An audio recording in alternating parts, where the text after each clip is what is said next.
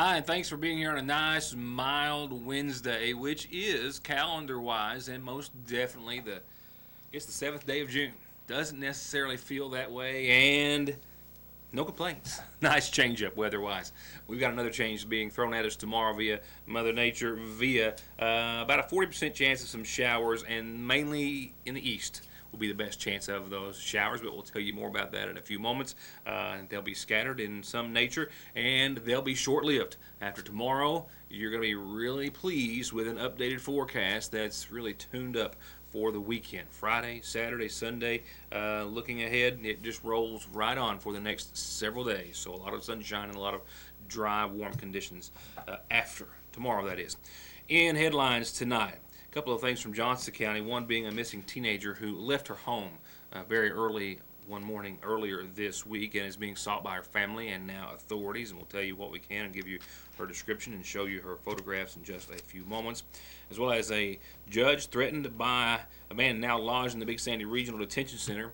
A golden alert subject, a woman from Ohio, was found in McGoffin County earlier this week after she crashed her car on 460. This news just kind of coming in. I'll tell you what I can at this hour in just a few moments. I've got a really sweet event coming up for this weekend that I'll try to get somebody to elaborate more on maybe tomorrow, but I'll be glad to tell you about it in just a few moments. And if you want to help support a great cause and have a great time, I'll give you an idea as to what you can do this Saturday in just that manner. With all of that said, we'll go ahead and get into headlines right now, and that does include an update on a teenager who I confirmed with Chief Deputy Kevin Pelfrey of the Johnson County Sheriff's Department a few moments ago via a telephone conversation that the Sheriff's Department is still searching for and seeking your help. She's also possibly in the McGoffin County area, as I'm told by Deputy Pelfrey. The help they're looking for is any information related to the possible whereabouts of a teenager from Stambo, 17-year-old Casey Nicole Justice.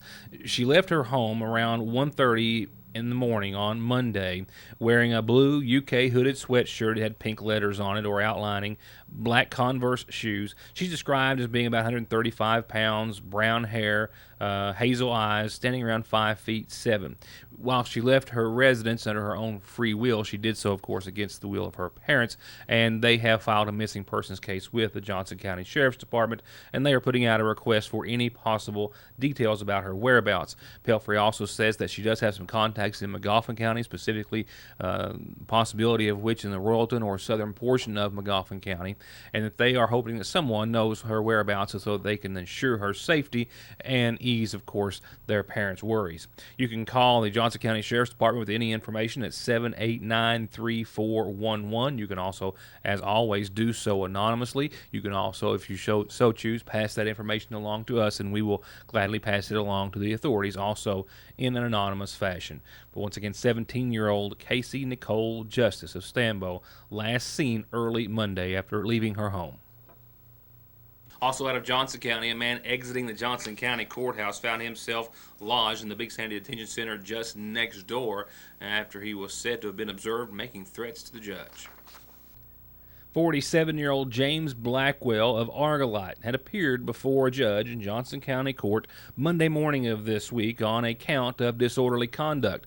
And after that court appearance, he was exiting the courthouse, and according to witnesses and authorities, he became disorderly again, if you will, and started making threats to either shoot and or kill the judge he had just appeared before. And with witnesses to validate those accounts and authorities nearby, he was charged with intimidating a participant in the legal process and was lodged in the Big Sandy Detention Center at last report. While these events happened Monday morning of this week, just a few hours ago, at our last checkup, he was still lodged in the Big Sandy jail, awaiting bond or release on that charge to once again be before the same judge in Johnson County Court. And I think that by now the world knows, but here are the latest details that we can get this evening in regards to the $20,000 reward being offered by the FBI for information about Eric Seacon and his whereabouts, with more information revealed earlier today via a press release from the FBI out of their Louisville office in regards to where he was last known to be. The self-proclaimed Mr. Social Security had already pled guilty, was awaiting sentencing next month, facing up to 12 years, had been ordered to pay restitution to the government and taxpayers of more than about $50 million.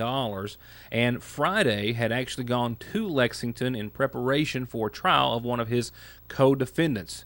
And it's believed after that preparation, or at least going by the timeline, is when he made the run for it. Apparently, they found his ankle monitoring bracelet along I-75 in Lexington on Friday evening. And that, of course, as soon as it was dismantled or disabled, alerted authorities. However, they've not been able to find any information about him since, and that's why they have gone to the extremes or extent of issuing a $20,000 reward for any information leading to his whereabouts to bring him to justice and hold him accountable for what they say is more than $500 million in proceeds that he gained for his clients illegally. They say that they also believe that they have no information concrete that indicates he has made it out of the country as of yet, but that they are fearful that he is planning on doing that or very likely could. They also say that they don't have any information or evidence that someone helped him with the escape, but they're not going to rule that out at this time either. They have made Khan's apprehension a priority out of the Louisville office, and the FBI is working with any and all agencies that are available to try to get him captured and back into custody. This, of course, after federal prosecutors had recommended that he stay free on bond after he pled guilty. Given the high-profile case, some are questioning that particular move. Nevertheless, if you have any information about the whereabouts, they've given a number, 502-263-6000, to the Louisville office of the FBI. Of course, contacting local authorities is also recommended as well. To anyone else, it might just be Thursday, but around here, it's Dipper Day at your Sagersville Lee's, where a plate full of big white chunks of crispy chicken, 2 homemade sides, and a big buttery biscuit is only $4.99, and only $4.29 after 4 o'clock. So for lunch, a night free from the kitchen, or to cater your next big family or business gathering, call your Sagersville Lee's famous recipe. Wanting you to have a healthier life means providing access to quality, affordable health care. And to do exactly that, Hope Family Medical Center offers full dental care with Dr. Pratt and his team, a pediatrician team of 3 doctors and nurses and moms, complete health care by family physician Dr. Kelly Pratt and nurse practitioners Mildred Sizemore, Gail Faria, Shannon Conley, and Heather Blair. Behavioral health services with Kimberly Davis, with in-house lab testing and results, in-house x-ray, and pharmacy, and all the caring, knowledge, and experience that these medical professionals represent at Hope Family Medical Center. Yes, Logan makes the best truck bodies on the market, and they also have a fully stocked warehouse of dump body parts, PTOs, hydraulic pumps, hoists, anything you need to get back on the road. And they are a full-service steel and aluminum service center. They keep I-beam, channel, angle, pipe, round rod, rebar, expanded metal, sheet metal, and aluminum all in stock. And if you've got a big project, they do commercial manufacturing to your specs. Logan, since 1904. Hi, I'm Attorney Jeff Lovely. At my law office, we're determined to offer you and your family outstanding, cost-effective, and responsive legal services. I can help you if you've been injured in a car wreck. I'll be in your corner if you have a DUI or other criminal charges. You can file bankruptcy and stop those harassing phone calls, or I'll fight for you and your children in divorce and custody cases. For all your legal services, contact me when it matters. In Syersville at 349-4522, and West Liberty at 743-1965. To get high-speed internet on their state-of-the-art fiber optic network for all of your home and business solutions, or to watch TV without a contract on over 200 digital channels with superb quality, or stay connected with family and friends with 24/7 telephone service you can always depend on, contact Foothills Broadband today. Or just click on their link to the right to find out how they're working to provide the latest in communications at affordable prices with exceptional service at Foothills Broadband. Just in and just perfectly priced at Gateway Motors, this 2012 Nissan Rogue all-wheel drive. And this 2012 Ford Fusion, only $7,900. This 2011 Chevy Cruze, loaded up, $8,900. And it's a push-pull-drag sale going on right now, which means however you can get it in, it's guaranteed to be worth at least $1,000. On this 2010 Nissan Sentra, priced at $7,900, or this 2011 Impala LT, priced under $8,000, and most payments under $200 a month. Come and check out Gateway Motors in Sagersville, 349 Cars. Here's the information that I can pass along to you right now in regards to an auto accident that happened earlier this week here in Magoffin County. It was a non-injury accident, but it was later determined that the female driver was actually the subject of a golden alert out of Ohio. This Ford Fusion with Ohio tags was the vehicle in which she was traveling in. Officer Jeremiah Watson with the Sagersville City Police is currently working night shifts, and I spoke with him via the telephone late last night and gathered these details about the crash that happened night before last. And here's what we can pass along. That a motorist saw a woman walking along 460, New 460 that is, just about a couple of miles from the intersection there, the caution light at 460 and 114, and picked her up and brought her to Sagersville. They called 911 after they arrived at the BP there on 114. Sagersville City Police Officer Jeremiah Watson, as I referred to, was the one that responded and said that the woman was suffering no injuries, visible injuries, or reported to him. However, upon initial arrival at the scene, he could see very quickly that the vehicle in question was seriously damaged after it struck a rock cliff on 460, headed towards Paintsville, or on that road at least. I'm not quite sure what direction she was traveling. And that after running her name through the database to do his police report, it came back as a positive match for a missing woman, a 74-year-old female out of Ohio, who at the time of being in the presence of the officer thought that she was still in Maxwell, Ohio at that time.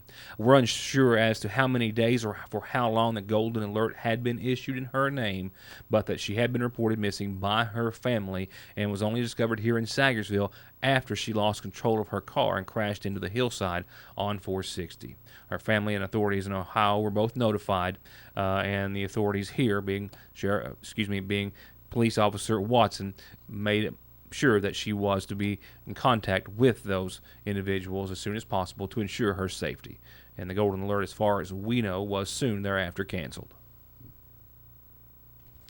Back to headlines in a moment. Right now, let's get back to tonight's Magoffin Farm Bureau community calendar, with several announcements and reminders. A lot happening this time of year. And don't forget that for the rest of this week and then for the next two, it's the county-wide cleanup campaign here in Magoffin County. For the remainder of this week, residents who live in Magistrate District 1, Magisterial District 1, District 2 is the following week. District 3 will be the 19th through the 23rd. And the county will pick up those items in front of your residents on those designated weeks, and you can bring them to the transfer station on Old 460 at any time throughout that 3-week campaign, should you so choose. If you have any questions, call the judge's office at 349-2013.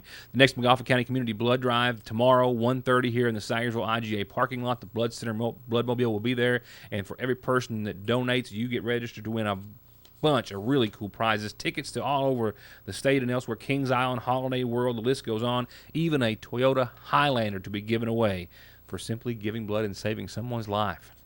The Licking River Cruisers are cruising this Saturday. Yep, their monthly cruise-in for the season starts at 4 o'clock this Saturday at the Magoffin County Health Department. Free family fun, prizes, giveaways, music, and more.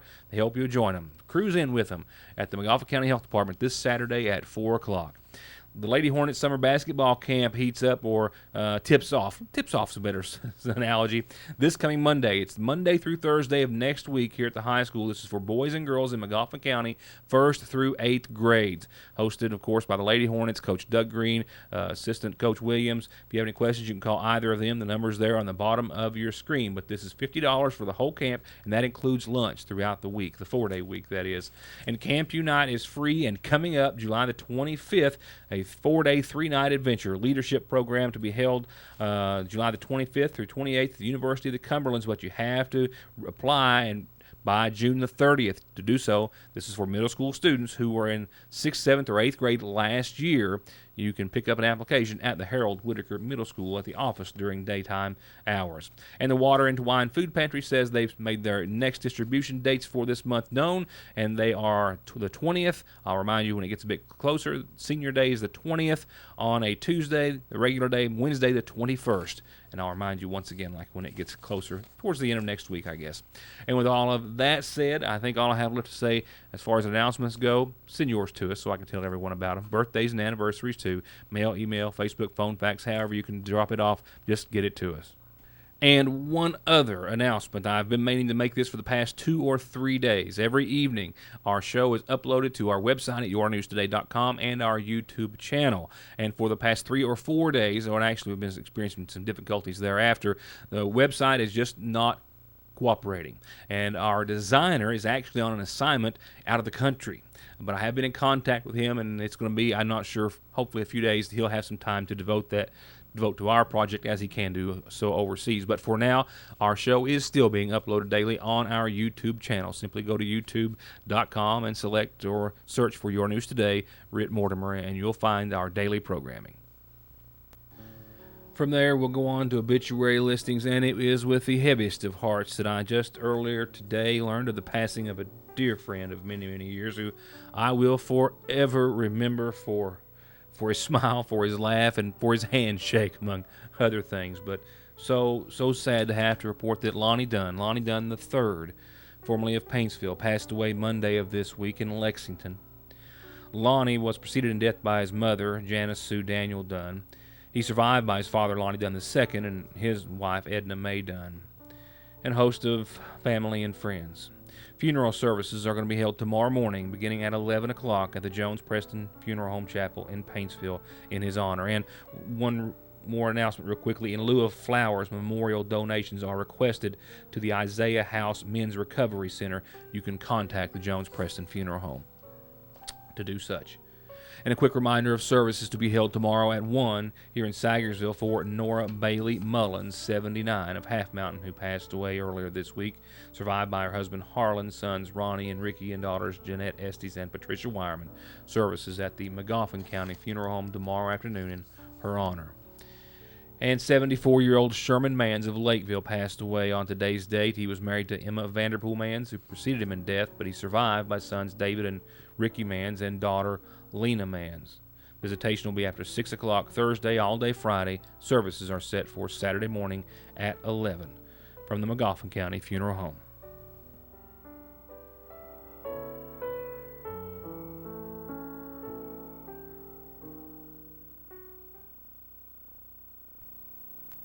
We are all human. Because we're not perfect, we tend to make mistakes. Unfortunately, some mistakes are severe and carry more consequences than others. If you have been hurt in a car wreck, a truck wreck, or because of someone's mistake, reckless or careless behavior, you deserve help with your medical expenses, lost wages, and serious permanent pain and injuries that you have been made to suffer and will continue to suffer for the rest of your life. If you have been injured, I can help. I'm attorney Don Wayne McFarland. Call me and let me go to work for you. 349-9000. Like it or not, spring means mowing and trimming and tilling and pressure washing and fun things like grilling and swimming. And get what you need for all of it at Parkway Gun and Pawn, where everything is new or gently used for pennies on the dollar, and where they'll loan you cash today on anything worth $1. 349 Pawn. Much more than diesel specialist, Black Smoke Performance is turning out excellent auto body collision paint and repair results with free quotes and estimates on everything from insurance jobs to that ding you got in the driveway, custom lift kits, bed liners, winches, and accessories, and full diagnostics and repair on anything gas or diesel, from brakes to fluid changes to major auto repair. If you want it fixed, lifted, painted, customized, or just maintained, just call on the team at Black Smoke Performance in Dixie of Sagersville, 100 May Drive, or 349-8785. Want a big screen but don't want to have to fumble around with a big bulky phone? Then the LG G6 from Appalachian Wireless is exactly what you've been looking for. A regular size phone with more screen and less border. And while this phone was built to hold, it was also built to resist dust and water. Get the brand new LG G6 for the introductory price of $49.99 with a 2-year agreement. That's $50 off the regular price. Better service, bigger savings. That's today's Appalachian Wireless, an East Kentucky network company. 'Tis the season, as they say, with wedding and baby registry at the seasonal shop. And as always, an endless selection of new summer shades and styles and sizes for everyone, from design houses of Charlie Page and Mud Pie with all the matching accessories to go along with them. Shoes, jewelry, hats, bags, scarves, and more. And new arrivals weekly with free local delivery. All from Fraser's Prater Drugs Seasonal Shop in downtown Sagersville. Hey, we got a big sale going on right here at Broadway Auto Sales in Paintsville, Kentucky. And because of the big sale, we're just like giving these vehicles away. And to prove they've gone bananas at Broadway Auto in Paintsville with their biggest sale yet, they're also giving away $5,000 in cold hard cash guaranteed Saturday the 10th. Where between now and then they're looking for trade-ins. They've cut all the prices on all the inventory, and all you have to do is and register for free. You might be the next $5,000 winner here, and it will be given away June the 10th at 5 p.m. on a Saturday. Still have some other headlines which were scheduled for this evening. However, within the last few, literally seconds, we do have the following breaking report, and I actually have 2 breaking stories to pass along to you. I'll continue with some regularly scheduled information that I had already, but let me say this as I'm still gathering some details, and it will be the very last thing I cover this evening, not related to the video you see here, that I've just confirmed through jail records that we believe a Magoffin County teacher, an employee within the Magoffin County school system, and I'll elaborate more in just a few moments, was just jailed on possession of methamphetamine charges and possibly some other charges pending.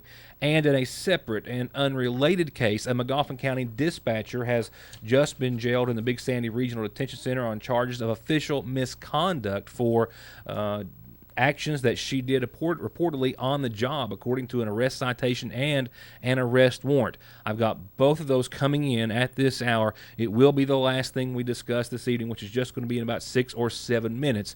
But 2 separate cases, both breaking in the last few moments. Once again, in regards to a teacher, which appears to have been, or once again, a school system employee. I'll get her credentials more outlined in just a few moments, but arrested for methamphetamine charges, and separately, a Magoffin County dispatcher, a 911 operator, arrested for official misconduct and possibly with other charges pending. This was video just showing that the blacktopping and the resurfacing project had made its way all the way to the Sagersville Funeral Home today, giving you a brief update in regards to that project. That was the purpose of this video, which I've, of course, used for the previous information. So nevertheless, I'll be right back in just a few moments with the rest of our headlines, your weather forecast, and these 2 breaking reports. Stay tuned.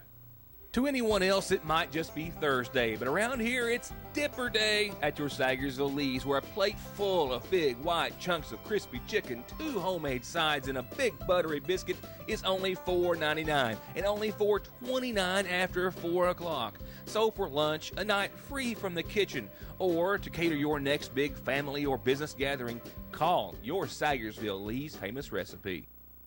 So I got the following flyer and information earlier today, and we always love to support anything of this cause or nature. Of course, our friends over at the Whiskers or Wags shelter, the Johnson County Animal Shelter, fall in that line as well. But this is an event hosted on behalf of the Animal Alliance of Eastern Kentucky. And while it is a wonderful cause that you're about to be able to hear how you can support, it's a wonderful evening that they've got planned as well. A very sweet evening this Saturday at the Paintsville Country Club. Yeah, definitely a great cause and definitely a great time. The Animal Alliance of Eastern Kentucky is presenting canines, felines, and sweet fixins. What a name. Saturday, 6 to 10 at the Paintsville Country Club. It's a fundraiser. They want to promote and support the importance of spay and neutering, and they also want to make sure that they can help support free and low-cost opportunities for pets, owners, if you will, for spay and neuter across Eastern Kentucky. And they are having an event featuring a great a variety, an array of very sweet treats, desserts from Angie's Cast Iron Grill, and the incredible entertainment featured by Jason Goebel. Of course, the Road to Fame winner. You've seen him on the program. You've heard his music. And he, along with a wonderful spread of desserts, are going to be at the Country Club. And you can get a ticket for just $25 and spend a little bit or all of the evening in a great venue with some great folks, like-minded individuals, great entertainment, great food, a lot of great desserts. And I don't know what else you could really ask for, all for a very worthy cause, helping support the Animal Alliance of Eastern Kentucky this Saturday, 6 to 10. We'll go on to your Licking Valley RACC forecast. Let me say this, still a couple of breaking reports, a couple of arrests that I told you about a few moments ago. I've already confirmed that even though the suspect told authorities she was a teacher, she's a former teacher from McGoffin County, uncertain as to whether or not she's a current teacher somewhere else. But we'll get to the methamphetamine-related arrest and that of a McGoffin County 911 dispatcher in just a second. So now, quick update from your Licking Valley RECC-powered forecast. I topped out at 72 today. It was cool. It was not like the 7th day of June, but it was nice. Nice change up. We've got one coming at us tomorrow as well, where we'll see a 40% chance of showers. Right now, the window for rain tomorrow looks to be 2 to 11. 2 o'clock tomorrow afternoon through 11 o'clock tomorrow night on your Thursday. Partly sunny skies leading up to some fog in the morning before that even, but then a 40% chance of showers. Not everyone's going to see it, but the more east, the better shot that we are going to have. It does look as though. Thereafter, we're going to have a beautiful run. I mean, really, really nice. And don't we deserve it? 77 and mostly sunny on your Friday. In fact, we'll be just getting us started. See what I mean? Look how consistent that is. 85, 86, 87, Saturday, Sunday, and Monday. Sunny, sunny, sunny, and mostly clear across the board. Nighttime lows hovering anywhere from 57 to 62, a 5-degree spread. Just a beautiful, beautiful run of nice weather, and there's not much more to say about it, with the exception of saying that it should go on in maybe to a little bit more of next week. I think Tuesday of next week, we might be able to get another sunny, clear, dry day in the mid and upper 80s. About a 20% chance working its way in by midweek. But definitely Friday, Saturday, Sunday, and Monday, picture perfect in my book. All right, now for our last two reports of the evening, and I apologize for being in a hurried fashion, but the details just came in literally just a few moments before the 6 o'clock hour. And first and foremost, let me stress, even though Rhonda Bays instructed or told the Kentucky State Police officer who took her into custody that she was a teacher, I have confirmed in the past few moments that she is a former teacher within the McGoffin County school system who taught Head Start or kindergarten, I'm uncertain, but at North McGoffin several years ago, I believe, was laid off at the end of one year and not hired back. Nevertheless, as to whether or not she is a teacher currently or not, Rhonda Renee Bays was arrested by Trooper Dustin Thompson with the Kentucky State Police after he conducted a traffic stop on 378 about 5 o'clock this afternoon. The driver of the vehicle was questioned and charged with DUI. He was from Jackson. He was also charged with some drug charges as well, and I'll have more on that tomorrow as well. The passenger was said to be Rhonda Renee Bays, and after being taken into custody and placed in the back of the cruiser, authorities found a bag that she had said belonged to her, and inside was methamphetamine as well as a number of pipes, a light bulb used to smoke or inhale the drug, and possibly some other paraphernalia. She was thus charged with possession of a controlled substance, first degree, methamphetamine, possession of drug paraphernalia, and public intoxication, excluding alcohol, and lodged just as of the beginning of the program right around 6 o'clock in the Big Sandy Regional Detention Center. More on those two arrests tomorrow. The other arrest, which happened simultaneously and totally unrelated, was under or after the investigation conducted by Trooper Zach Haney of the Kentucky State Police, and it involves a 911 dispatcher who is now charged with official misconduct in her duties as dispatcher here in McGoffin County. Also, more coming tomorrow, but the documents that I've gotten thus far say that sometime previously she had contact with a relative, I am told, who had come upon a traffic stop being conducted in McGoffin County, that relative not having a valid driver's license. She reportedly told this individual to instruct officers on the scene that he had a valid driver's license out of Michigan, which he did. And then upon those officers running his identification numbers, the dispatcher, being Conley, reported back to them on multiple times during that incident or transaction that, yes, that individual does have a valid driver's license out of Michigan, which he did not, which authorities are alleging Conley fabricated to keep her friend or relative out of jail and or trouble, and was thus charged with official misconduct. I've also got reason to believe that the investigation into other activity on behalf of the dispatcher is ongoing. But that is all the time that I have and all the details that I have on those two arrests that, once again, just took place a few moments ago. With that said, I'll see you tomorrow evening with more on these and other stories. Thanks for watching.